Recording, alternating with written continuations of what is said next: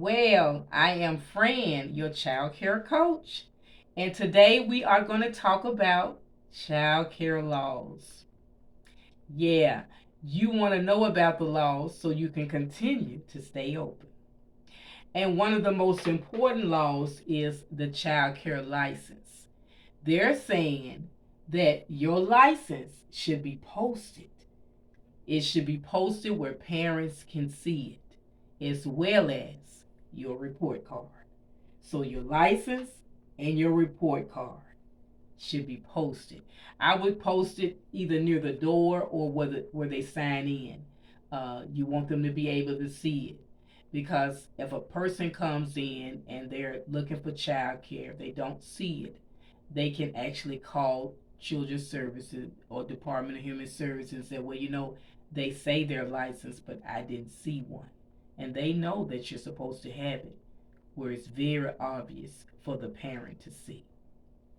So yeah, that's one of the things that you definitely want to make sure that you're doing. Now, there are a lot of updates with the COVID-19.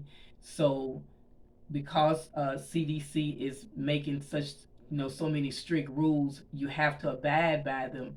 And one of the rules is they don't want anybody in your home daycare, your daycare facility that is not supposed to be there.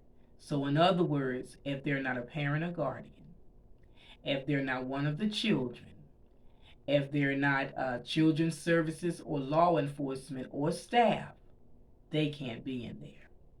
And staff could include volunteer staff. I volunteer a lot of times at daycares, and so it is a wonderful thing. Okay, church, I volunteer. I love to do it because you know me. I got to make sure everybody's doing what they're supposed to do, and I like to be able to see that. And then I love children. So, uh, they're just some strict guidelines CDC is going by, and it's really not that strict. We should have been doing it all the time. Like, say for instance, toys like this.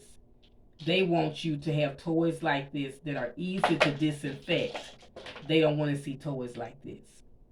I don't care how much Lysol you spray on it. It's gonna be hard, okay? Because first of all, children like to hug, cuddle. They'll even kiss, okay? So kiss a stuffed animal because it's just a cuddle. It makes you want to cuddle. So you don't want to do that. So you want to make sure you have toys that you can disinfect easily. And I would suggest, like, maybe every couple of hours, disinfect the toys. Say, for instance, you got children doing free play, and then, maybe an hour later, you got them doing reading a story. They're in the library center. While they're in the library center, I would be disinfecting because what's going to happen is when they get back in free play, a different child is going to pick the toy up.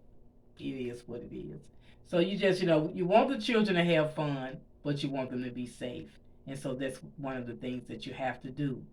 Make sure that the children are social distancing. I know it's going to be hard, but just make sure they're not right in each other's face. I would say that. Yeah, they're going to play, but just not right. And if they are, they got a mask on. Now, the law is saying children 2 and under, they don't want them in a mask because of suffocation. So, if children's services come out and you got a 1-year old with a mask on, you're going to be in trouble, okay? I'm just telling you the law, and that's the law. So, as long as you know the law, you'll stay open, you won't get in trouble. Another thing that they're concerned about is, say, for instance, a staff member came down with COVID. They're saying if that staff member came down with COVID, you of course you let them go home, but keep track of how they're doing, and then if it's positive, you would have to close the daycare down for 7 days to let it air out and to be disinfected. That's what you'll have to do.